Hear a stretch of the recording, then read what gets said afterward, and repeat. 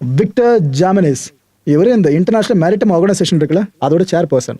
இவர் இப்போ என்ன தெரியுமா சொல்லியிருக்காரு, கடந்த ஒரு 3 நாட்களாக தீவிரமான டிஸ்கஷன் இருந்தோம் எல்லாருமே, இந்த ஹார்முஸ் பிரச்சனைக்கு தீர்வு காணணும்னு. அந்த டிஸ்கஷன் முடிஞ்சிருச்சு.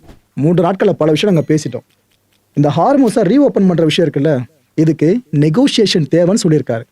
இந்த நெகோசியேஷன் சீக்கிரமே ஆரம்பிச்சிடும். ப்ராபப்ளி அடுத்த வாரம் போல கூட இந்த ஒரு பேச்சுவார்த்தையை நம்ம ஆரம்பிச்சிரும். இதில் எல்லா நாடுகளும் பங்கேற்கணும்னு சொல்றாரு இந்த நெகோசியேஷன்ல, இந்த ஃப்ரேம் ஒர்க்கை உருவாக்குறது சார்ந்து.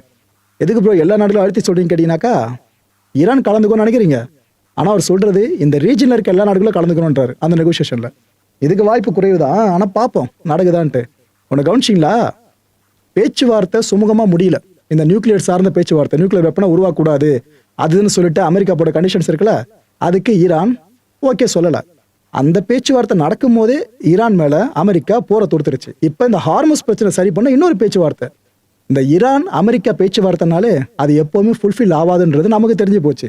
ஆனா இந்த இன்டர்நேஷனல் மேரிடைம் ஆர்கனைசேஷன் இருக்குல்ல, இவங்களுக்கு இன்னும் புரியலன்னு நினைக்கிறேன். ஓகே.